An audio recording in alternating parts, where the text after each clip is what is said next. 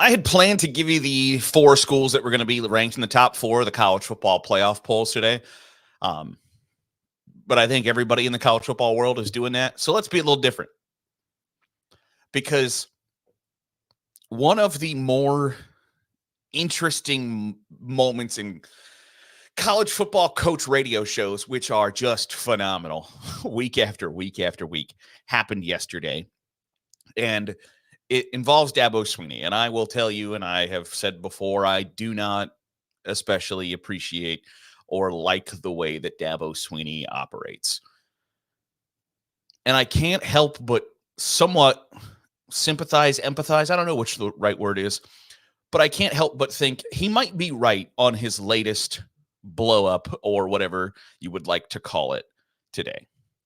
Dabo Swinney had quite the interesting interaction with a fan yesterday. Now, this is long, so I apologize for that, but I think it's important to hear the entire question and the entire answer from Dabo Swinney here. And I'll give you my thoughts, feelings, reactions, whatever, when the clip ends. But this is Dabo Swinney responding to a question on his coach's show, and I'll have a couple of takeaways when we step back here.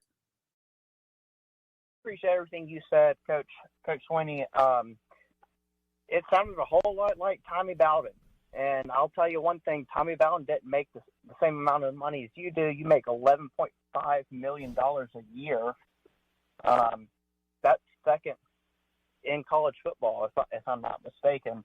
I'm curious why that salary has led to a 4-4. And I know we're going to talk about, just being a couple plays away from undefeated and all that. And I know you're a man of religion. I'm a big fan, Coach.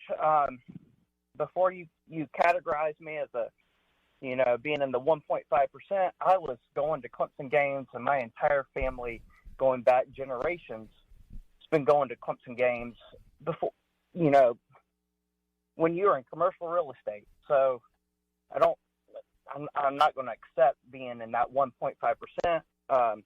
And I respect the fact that you're a man of faith. I'm curious if you've ever read Proverbs 16:18, which talks about pride coming before the fall. I was in the military, and I was overseas for the big run. And so I couldn't watch all the games. I tried my best, but I always watched your press conferences just for life advice, and I appreciated all that. Something changed after 2018. You're humble, you're hungry, and everything. And I always told people, man, Dabo, just listen to his press conferences. But after that 2018 national title, something changed, and there seems to be a lot of arrogance that came in. There was a lot of friends and family. I mean, 3 of the 10 on-field football coaches are external, experienced hires.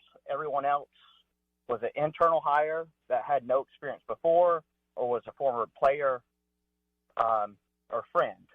So I'm curious, why are we paying you $11.5 million to go 4-4? And it's not just this year. It's been, just the refusal to accept.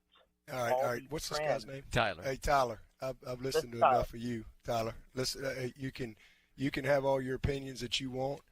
All right. I don't know how old you are. Don't really care. All right. But let me tell you something. We won 11 games last year, and you're part of the problem, to be honest with you, because that is part of the problem. It's people like you that all you do is the appreciation. The expectation is greater than the appreciation. And that's the problem. And so, we've won 12 10-plus win seasons in a row. That's happened 3 times in 150 years. So if you want to know why, Clemson ain't sniffed a national championship for 35 years. We've won 2 in 7 years. And there's only 2 other teams that can say that, Georgia and Alabama. Okay? Is this a bad year? Yeah. And it's my responsibility. Take 100% responsibility for it. But all this bull crap you're thinking, all these narratives you read, listen, man, you can have your opinion all you want. And you can apply for the job. And good luck to you. All right? But to answer your question, All right, we're second in draft picks. We've graduated 98% of our guys. We're second in wins. All right, we if you want to know why, again, I'm telling you, we're not perfect. There's a lot of teams that, Frank Howard never had a bad year. Coach Ford never had a bad year. Coach K has never had a bad year in basketball. People have a bad year. But the part of the problem is the appreciation. I used to tell people all the time, they'd say, what's the difference in Clemson? I'm going to tell you. At some places there's an expectation, but at Clemson there's an appreciation. And what's happened at Clemson is we've won so much that even when it used to be the fun's in the winning, now even when you win, people like you complain and criticize the coaches and question everything. People like you, all right, when I hired Tony Elliott to be the offensive coordinator who never called a play in his life, I'm sure you were critical then. All right, and he took us to 2 national championships. People like you who just love to destroy people with your comments, all right? I'm sure you've never made any bad decisions. I'm sure you've lived a perfect life. I'm sure you've led a bunch of people. I'm sure you do your job in front. So to answer your question, I started as the lowest paid coach in this freaking business, all right? And I'm where I am because I've worked my ass off every single day. And I ain't going to let some smart-ass kid get on this phone and create this stuff. So if you got a problem with that, I don't care. All right? I work for the Board of Trustees, the President, and the AD. And if they're tired of me leading this program, all they got to do is let me know. I'll go somewhere else where there is an appreciation. All right? It's not just winning. It's how you win. And we are this is a tough year. But we've had 12 10-plus win seasons in a row. 12. We lost to Tennessee last year. They won 11 games for the first time in like 20 years. We've had 8 11-win seasons in whatever, 11 years or whatever. We've won 2 national championships. Clemson went 35 years.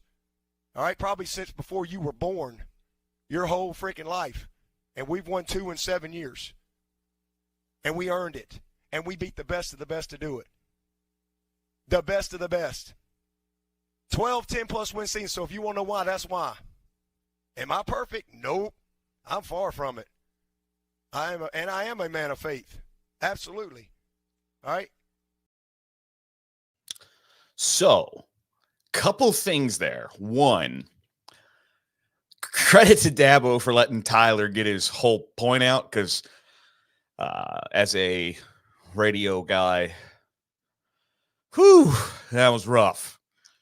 2, I think Dabo has a point here in that in a perfect world, that is how it works, is that the appreciation is more than the expectation. Yes, I agree. Like that should factor into it. I think that is a human nature. But also, that doesn't cross your mind unless you're slipping a little bit, unless you're losing your godlike status in the programs, in the fans' eyes.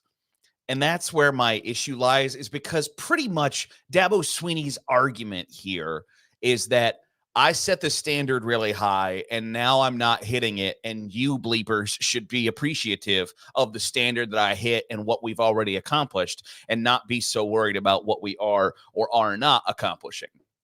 And I think that's hypocritical as all get out, because if Dabo Swinney, one of his wide receivers, ran a perfect route, like a slant route, it was bang, bang, perfect timing. That guy juked 4 defenders for a 69-yard touchdown. And Dabo said, hey, you got to get out of your break faster. He would blow a gasket if that receiver said, you don't have any appreciation for what I just did. I set the standard really high and you want me to be better than that? That's ridiculous. It's bull crap. It's hypocritical as all get out. Basically, your argument is, I'm a victim of my own success. Yeah, that's kind of how success works. Like, how many times do college coaches use phrases like, it's not getting here? Like, now that you've got here, you got to fight that much harder to get to the top or whatever. Once you getting to the top isn't the difficult part. Staying there is the difficult part. And now that you've gotten to the top and you are no longer there, the argument isn't, I got to do whatever I can to get back to the top and stay there. It's, you guys don't appreciate what I've done for you. It's like, well, that might be true. And I can sympathize/empathize with that, because you're feeding this like ever hungry fan base who got a taste of success, and now that's all they've known for. And he, brags, we won 10 games for 12 straight years. Correct. You did. And you're not going to win 10 games this year. And when you've eaten steak and lobster over and over again, somebody tosses you a grilled cheese, while it's still good, isn't going to get the job done. When I've got expensive tastes, you giving me less than the best just isn't good enough. And so while that sucks, and is it fair? No, it's not. It's inherently unfair. But that's what getting to success and having the success and the sustained success that you have, that's what it kind of comes with the territory. You don't see Nick Saban bitching because we were really good for a long time and now we're not going to win the national championship and you guys suck. It just doesn't come across very well, because I think his greater point is true. Like, is that fair? No. And are you allowed to have a bad year? Yeah. But the problem is your bad years have been like 4 years in a row. And so when you start to lose coordinators and really special players, and he had Taj Boyd and Deshaun Watson and Trevor Lawrence back to back to back or whatever, you haven't been great. And when you haven't been elite, and when your fans have grown accustomed to elite, really good is basically the equivalent of bad. And that's just, it comes with the territory. But I think if, in the analogy I used of, if one of his players, if his left tackle made a perfect pass block, but he got out of his stance a little slow, and he's like, hey, guy, get out of stance faster. And the left tackle was like, I just was really successful and you don't even appreciate it. I don't think he would be like, oh, you know what? You're right. I should appreciate you more. It's just not how a lot of people work. And whether that's fair or not is a different discussion. But the idea that you're going to complain because your fan base want you to hit the standard that you set doesn't fly with me. And I don't like it a whole lot. Now, I can't go like one day without talking about the Michigan sign stealing scandal, because there's just new developments every day, and it's so damn fascinating that there is video and pictures that purport to show Connor Stallions on the sidelines for Central Michigan to start this season, because their first game, the Chippewas played Michigan State, who, of course, it's very important for Michigan to beat. Now, I don't know that it's Connor Stallions, but I got a pretty good idea that it's Connor Stallions, and there's pretty much just one reason why. Central Michigan today announced that they were going to investigate those photos and videos to see how or why they are involved, if they are involved in the Michigan sign stealing allegations. And I like I said, I don't know for certain that it's not Connor Stallions, but I got a pretty good idea it is, because Central Michigan says, we found out about these pictures last night. We are doing an investigation. You don't have to do an investigation if that's just Jim. Like, if anybody in the football program can point to that guy and be like, oh yeah, it's Jim. He does X, Y, Z. If you have like a reasonable explanation for why Jim is on the sidelines, the investigation doesn't last very long. It's just like, oh, hey, does anybody know who that dude is with the goatee and the cap? Like, oh yeah, it's Jim. He's the trainer's he carries the pre-wrap for the trainer or whatever. Like, you have an explanation, or somebody can point him out. But when nobody wants to be like, oh yeah, that's my my buddy Connor, who was in the Marines and now works for Michigan. Why was he on our sidelines? I don't know. Oh, like it's real simple. Like, it's too easy to put two and two together there. Like, It might not be Connor Stallions. It just might look a lot like Connor Stallions, who just happen to be, on the sidelines for a Big Ten opponent. It might be. But if that dude was supposed to be there or had, any reason to be there, nobody at Central Michigan is like, well, I've never seen that guy before in my life. There is no investigation. Or if there is an investigation, it's real short. That they see the pictures and like, yo, what's going on here? And like, oh, that's Jim. Okay, done. It's pretty much that simple. Like it really is that easy. Finally today, college football playoff rankings coming out tonight, right? So I think we're going to have a discussion tomorrow about resume versus eye test versus most deserving.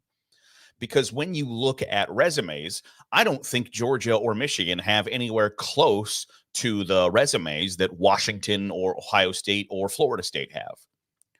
But I expect Georgia and Michigan to be ranked numbers 1 and 2. But by resume, Ohio State has a road win at Notre Dame, a win against Penn State. They got 2 pretty good wins. Florida State has a win over a pretty good LSU team. Washington has a pretty good win over a very good Oregon team. Georgia beat Florida.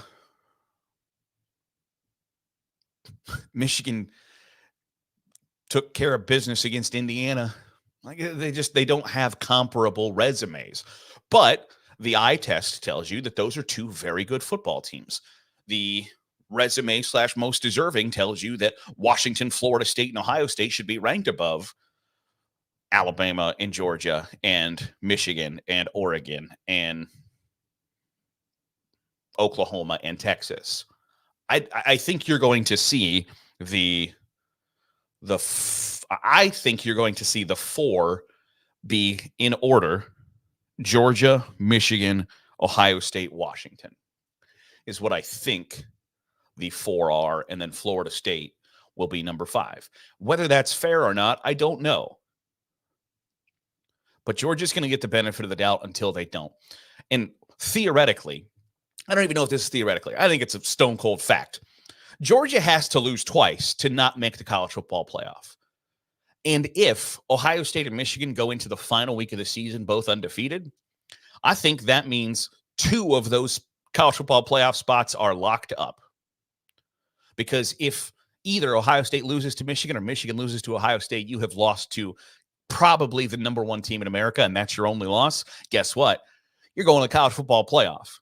So until all 3 of Ohio State, Michigan, and Georgia lose, I think, twice, 3 of the 4 slots in the college football playoff are spoken for. I think that's just the reality of the situation. Georgia unequivocally has to lose twice to not make it. Back-to-back national champs, they're going to get every benefit of the doubt. Have to lose twice. If Ohio State and Michigan go into the game undefeated, both of them, they're both going to the college football playoff. Unless it's just a 63-0 blowout disaster, which I don't think will happen. But it's Halloween, and we are at a spot where conceivably, unless major upsets happen, and in some cases twice, 3 of the 4 spots are locked down, which is why I'm always going to be in favor of a 12-team playoff. But we'll see the rankings tonight. We'll talk about them tomorrow. We'll dissect them.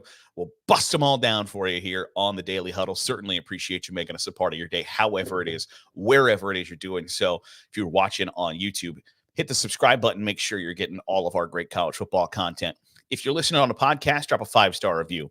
And it gets us in front of more college football fans, and that's always a really good thing. We'll be back at it tomorrow here on the Daily Huddle with Saturday Glory.